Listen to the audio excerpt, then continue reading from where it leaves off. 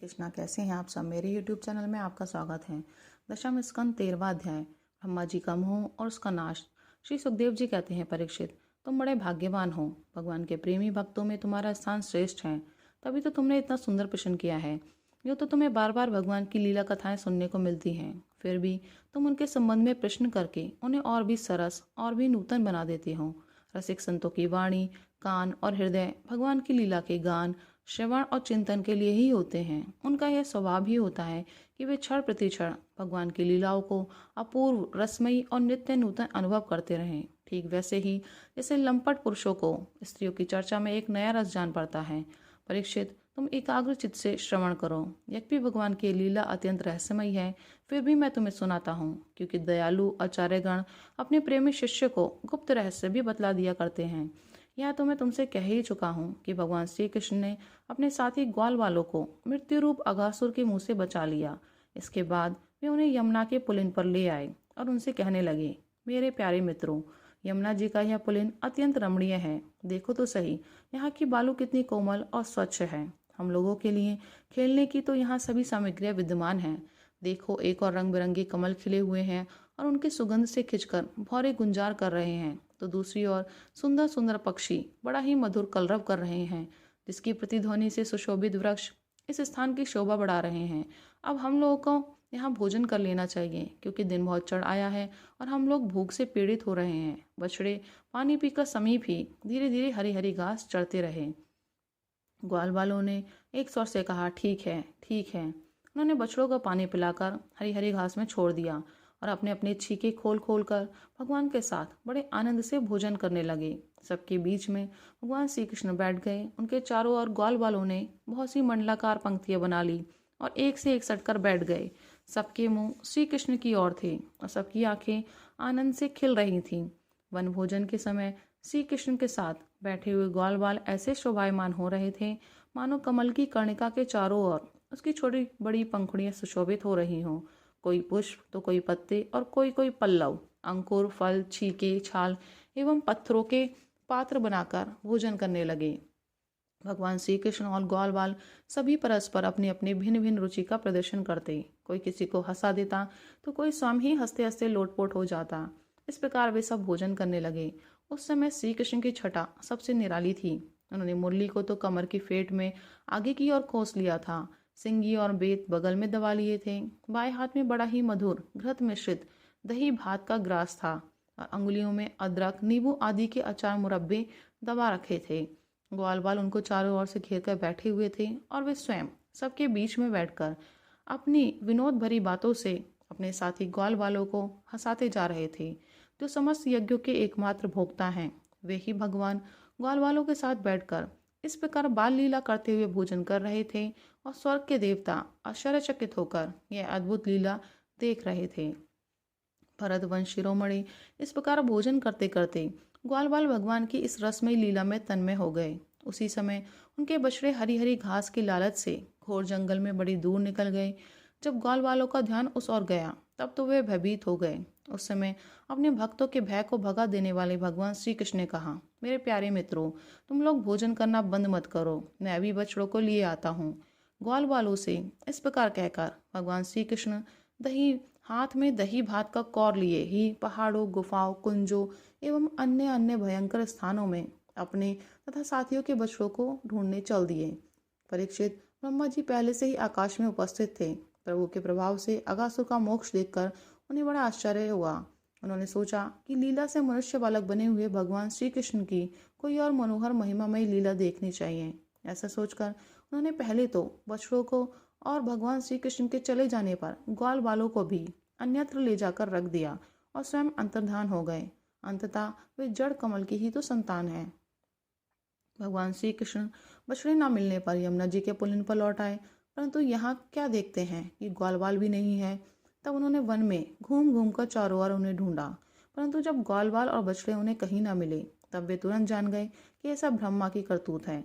वे तो सारे विश्व के एकमात्र ज्ञाता हैं। अब भगवान श्री कृष्ण ने बछड़ों और ग्वाल बालों की माताओं को तथा ब्रह्मा जी को भी आनंदित करने के लिए अपने आप को ही बछड़ों और ग्वाल बालों दोनों के रूप में बना लिया, क्योंकि वे ही तो सारे विश्व के कर्ता सर्वशक्तिमान ईश्वर हैं।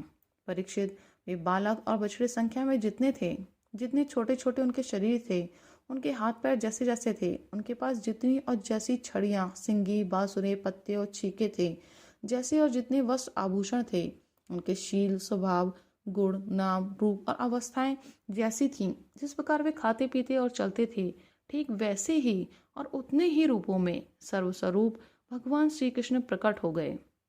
उस समय यह संपूर्ण जगत विष्णु रूप है। यह वेद वाणी मानो मूर्तिमती होकर प्रकट हो गई। सर्वात्मा भगवान स्वयं ही बछड़े बन गए और स्वयं ही ग्वाल बाल। अपने आत्मस्वरूप बछड़ों को अपने आत्मस्वरूप ग्वाल बालों के द्वारा घेर कर अपने ही साथ अनेकों प्रकार के खेल खेलते हुए उन्होंने व्रज में प्रवेश किया। परीक्षित, जिस ग्वाल बाल के जो बछड़े थे, उन्हें उसी ग्वाल बाल के रूप से अलग अलग ले जाकर उसकी बाखल में घुसा दिया और विभिन्न बालकों के रूप में उनके भिन्न भिन्न घरों में चले गए। ग्वाल बालों की माताएं बांसुरों की तान सुनते ही जल्दी से दौड़ आए। ग्वाल बाल बने हुए परब्रह्म श्री कृष्ण को अपने बच्चे समझकर हाथों से उठाकर उन्होंने जोर से हृदय से लगा लिया। वे अपने स्तनों से वात्सल्य स्नेह की अधिकता के कारण सुधा से भी मधुर और आसप से भी मादक चुचुआता हुआ दूध उन्हें पिलाने लगी। परीक्षित, इसी प्रकार प्रतिदिन संध्या समय भगवान श्री कृष्ण उन ग्वाल बालों के रूप में वन से लौट आते और अपनी बाल सुलभ लीलाओं से माताओं को आनंदित करते। वे माताएं उन्हें उपटन लगाती, नहलाती, चंदन का लेप करती और अच्छे अच्छे वस्त्रों तथा गहनों से सजाती। दोनों बहुओं के बीच में डीठ से बचाने के लिए काजल का डिठौना लगा देती तथा भोजन कराती और तरह तरह से बड़े लाड़ प्यार से उनका लालन पालन करती। ग्वालिनों के समान गौएं भी जब जंगलों से चरकर जल्दी जल्दी लौटती और उनके हुंकार सुनकर उनके प्यारे बछड़े दौड़कर उनके पास आ जाते, तब वे बार बार उन्हें अपनी जीभ से चाटती और अपना दूध पिलाती। उस समय स्नेह की अधिकता के कारण उनके थनों से स्वयं ही दूध की धारा बहने लगती। इन गायों और ग्वालिनों का मातृभाव पहले जैसा ही ऐश्वर्य ज्ञान रहित और विशुद्ध था। हाँ, अपने असली पुत्रों की अपेक्षा इस समय उनका स्नेह अवश्य अधिक था। इसी प्रकार भगवान भी उनके पहले पुत्रों के समान ही पुत्र भाव दिखला रहे थे, परंतु भगवान में उन बालकों के जैसे मोह का भाव नहीं था कि मैं इनका पुत्र हूँ। अपने अपने बालकों के प्रति ब्रजवासियों की स्नेहलता दिन प्रतिदिन 1 वर्ष तक धीरे धीरे बढ़ती ही गई। यहाँ तक कि पहले श्री कृष्ण में उनका जैसा असीम और अपूर्व प्रेम था, वैसे ही अपने इन बालकों के प्रति भी हो गया। इस प्रकार सर्वात्मा श्री कृष्ण बछड़े और ग्वाल बालों के बहाने गोपाल बनकर अपने बालक रूप से वत्स रूप का पालन करते हुए 1 वर्ष तक वन और गोष्ठ में क्रीड़ा करते रहे। जब 1 वर्ष पूरा होने में 5-6 रातें शेष थीं, तब एक दिन भगवान श्री कृष्ण बलराम जी के साथ बछड़ों को चराते हुए वन में गए। उस समय गौएं गोवर्धन की चोटी पर घास चर रही थीं। वहां से उन्होंने व्रज के पास ही घास चरते हुए बहुत दूर अपने बछड़ों को देखा। बछड़ों को देखते ही गौओं को वात्सल्य स्नेह उमड़ आया। वे अपने आप की सुध बुध खो बैठी और ग्वालों के रोकने की कुछ भी परवाह न कर जिस मार्ग से वे ना जा सकते थे, उस मार्ग से हुंकार करती हुई बड़े वेग से दौड़ पड़ी। उस समय उनके थनों से दूध बहता जाता था और उनकी गर्दनें सिकुड़कर डील से मिल गई थीं। वे पूंछ तथा सिर उठाकर इतने वेग से दौड़ रही थी कि मालूम होता था कि उनके 2 ही पैर हैं।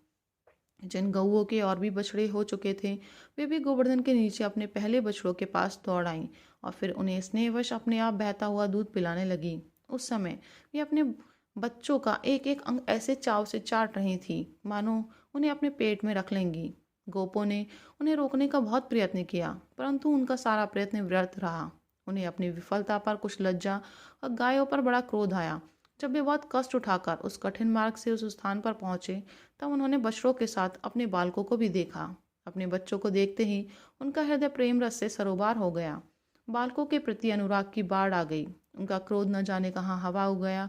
उन्होंने अपने अपने बालकों को गोद में उठाकर हृदय से लगा लिया और उनका मस्तक सूंघकर अत्यंत आनंदित हुए। बूढ़े गोपों को अपने बालकों के आलिंगन से परम आनंद प्राप्त हुआ। वे निहाल हो गए, फिर बड़े कष्ट से उन्हें छोड़कर धीरे धीरे वहां से गए। जाने के बाद भी बालकों के और उनके आलिंगन के स्मरण से उनके नेत्रों से प्रेम के आंसू बहते रहते।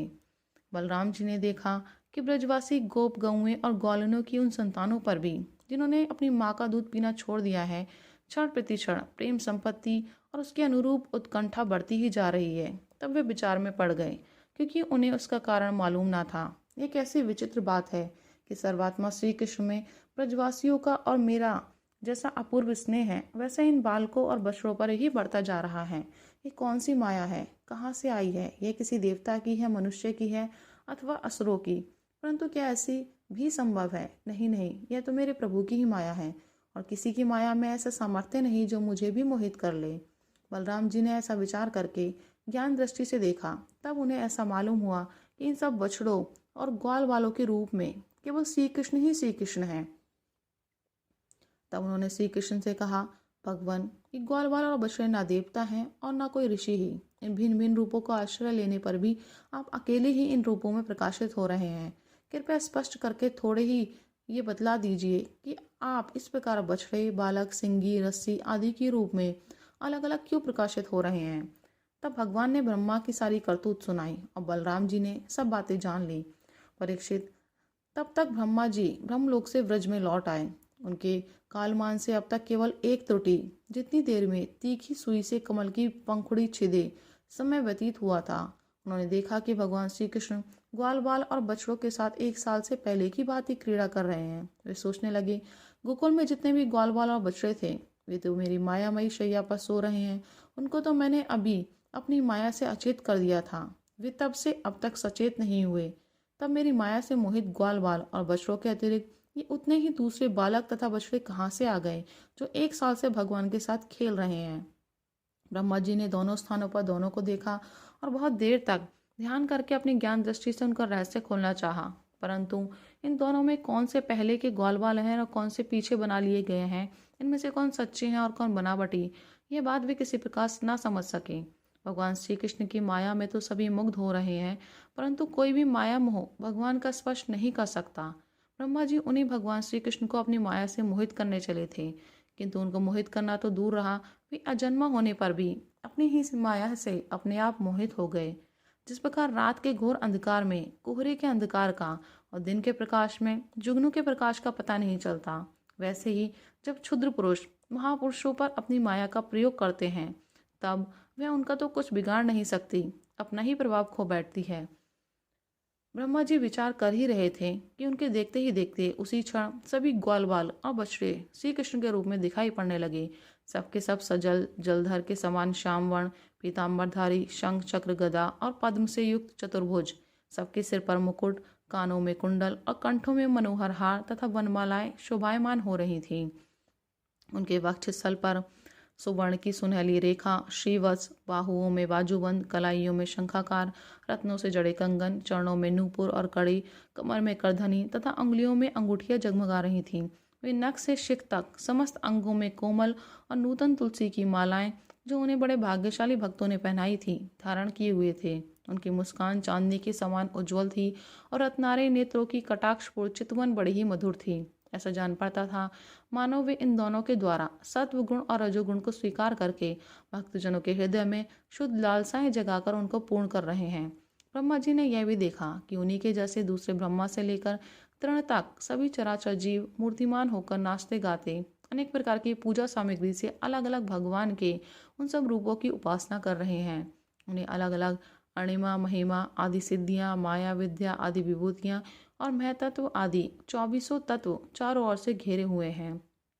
प्रकृति में क्षोभ उत्पन्न करने वाला काल, उसके परिणाम का कारण स्वभाव, वासना को जगाने वाला संस्कार, कामनाएं, कर्म, विषय और फल, सभी मूर्तिमान होकर भगवान के प्रत्येक रूप की उपासना कर रहे हैं। भगवान की सत्ता और महत्ता के सामने उन सभी की सत्ता और महत्ता अपना अस्तित्व खो बैठी थी। ब्रह्मा जी ने यह भी देखा कि वे सभी भूत, भविष्य और वर्तमान काल के द्वारा सीमित नहीं हैं, त्रिकाल बाधित सत्य हैं। वे सबके सब स्वयं प्रकाश और केवल अनंत आनंद स्वरूप है। उनमें जड़ता अथवा चेतनता का भेदभाव नहीं है। वे सबके सब एक रस हैं। यहाँ तक कि उपनिषदर्शी तत्वज्ञानियों की दृष्टि भी उनकी अनंत महिमा का स्पर्श नहीं कर सकती। इस प्रकार ब्रह्मा जी ने एक साथ ही देखा कि वे सबके सब उन परब्रह्म परमात्मा श्री कृष्ण के ही स्वरूप हैं, जिनके प्रकाश से ये सारा चराचर जगत प्रकाशित हो रहा है। यह अत्यंत आश्चर्यमय दृश्य देखकर ब्रह्मा जी तो चकित रह गए। उनकी 11 इंद्रियां, 5 कर्मेंद्रियां, 5 ज्ञानेंद्रियां और एक मन क्षुब्ध एवं स्तब्ध रह गई। वे भगवान के तेज से निस्तेज होकर मौन हो गए। उस समय वे ऐसे स्तब्ध होकर खड़े रह गए मानो व्रज के अधिष्ठात देवता के पास एक पुतली खड़ी हो। परीक्षित, भगवान का स्वरूप तर्क से परे है। उसकी महिमा असाधारण है। वह स्वयं प्रकाश, आनंद स्वरूप और माया से अतीत है। वेदांत भी साक्षात रूप से उसका वर्णन करने में असमर्थ है। इसलिए उससे भिन्न का निषेध करके आनंद स्वरूप ब्रह्म का किसी प्रकार को संकेत करता है। यद्यपि ब्रह्मा जी समस्त विद्याओं के अधिपति हैं, तथापि भगवान के दिव्य स्वरूप को वे तनिक भी न समझ सके। और यह क्या है, यहाँ तक कि वे भगवान के उन महिमा में रूपों को देखने में भी असमर्थ हो गए। उनकी आंखें मूंद गई। भगवान श्री कृष्ण ने ब्रह्मा के इस मोह और असमर्थता को जानकर बिना किसी प्रयास के तुरंत अपनी माया का पर्दा हटा दिया।